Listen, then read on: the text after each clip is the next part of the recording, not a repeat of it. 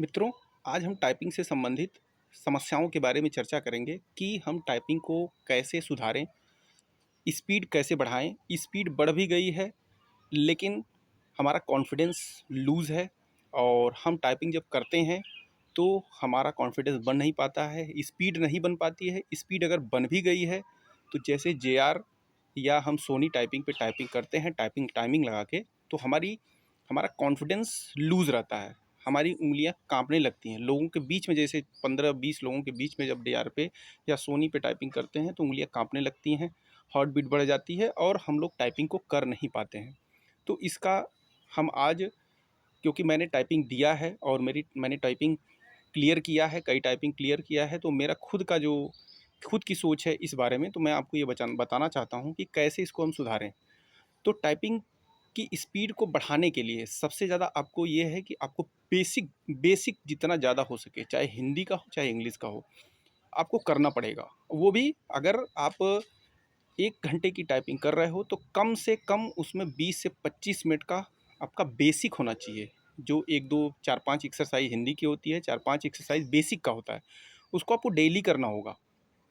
अगर ये डेली आप नहीं कर रहे हो तो 100% है कि आपकी स्पीड नहीं आएगी। होता क्या है कि जब जैसे जेआर पे लोग टाइपिंग करना शुरू कर देते हैं या टाइमिंग लगा के टाइपिंग शुरू कर देते हैं तो लोग बेसिक करना छोड़ देते हैं। लेकिन आप लोगों को शायद पता नहीं है, बेसिक करने से ही स्पीड बढ़ती है। ठीक है? तो आपको बेसिक डेली करना है कम से कम 20 से 25 मिनट। उसके बाद ही आपको मैटर्स लगाना है, कोई भी मैटर टाइमिंग लगाना है। जैसे आप शुरू में टाइपिंग सीख रहे हैं तब तो आपको बेसिक करना ही पड़ेगा।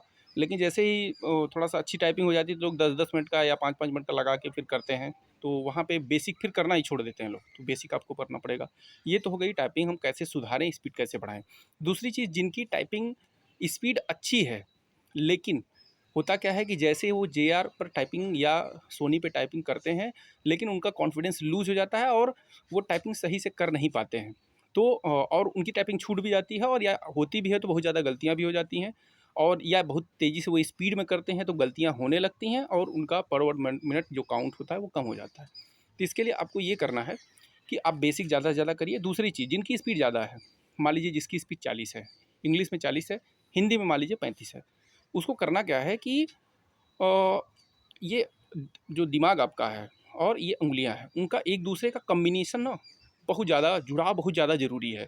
जैसे आपको ये पता होना चाहिए कि हम कितने स्पीड से कर रहे हैं, और ये गलती हो गई तो आपको पता रहना चाहिए। अगर ये चीज़ आपके उँगलियों और दिमाग के बीच में चलने लगी तो समझ लीजिए आपकी टाइपिंग आप 100% ये है ना कि श्योरिटी में होगी, आप 100% टाइपिंग कर ही ले जाओगे। तो इसलिए इन दोनों का कॉम्बिनेशन बहुत ज़रूरी होता है।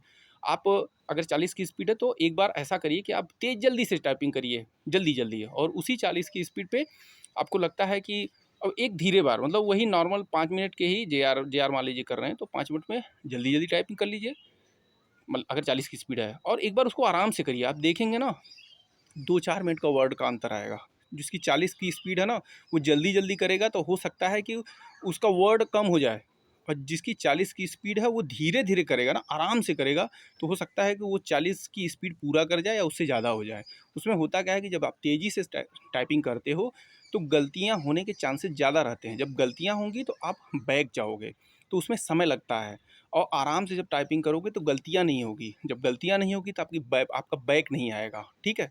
ये चीज़ हो गई कि हम टाइपिंग को कैसे, मतलब एग्ज़ाम हॉल में सुधारें। दूसरी चीज़, अगर आप एग्ज़ाम देने जा रहे हो, लग रहा है, कुछ लड़के ऐसे हैं जो कमेंट किए हैं कि सर मैं टाइपिंग में वहाँ पे फ़ेल हो जाता हूँ, अच्छा नंबर रहने के बाद भी मैं कई टाइपिंग में फ़ेल हो चुका हूँ। ये इस तरह के कमेंट आए हैं, तो उनके लिए भाई बता देता हूँ कि वहाँ पे बहुत ज़्यादा प्रेशर होता है। जब हमने टाइपिंग ये जे 1262 की टाइपिंग हम देने गए थे तो वहाँ पे प्रेशर बहुत ज़्यादा होता है, क्योंकि नंबर अगर आपका अच्छा है तो आप समझ लीजिए टाइपिंग में उतना प्रेशर होता है। दूसरी चीज़ ये लगता है कि जीवन में 5 मिनट का खेल है, 5 से 10 मिनट का, उसी में हो सकता है हम बन भी जाए, हो सकता है उसी में हम बिगड़ भी जाएँ। तो वहाँ पे बहुत ज़्यादा प्रेशर रहता है। उस प्रेशर का हटाने का मेरा अपना तरीका है कि आप जैसे ही एंट्री करिए, आधे घंटे 1 घंटे पहले जो एंट्री करते हैं, तो आप मेन लैब में बैठने से पहले कम से कम 40 आधा घंटा आपको बाहर बैठाते हैं, लोगों के बीच में जो आपके साथ और साथी हैं।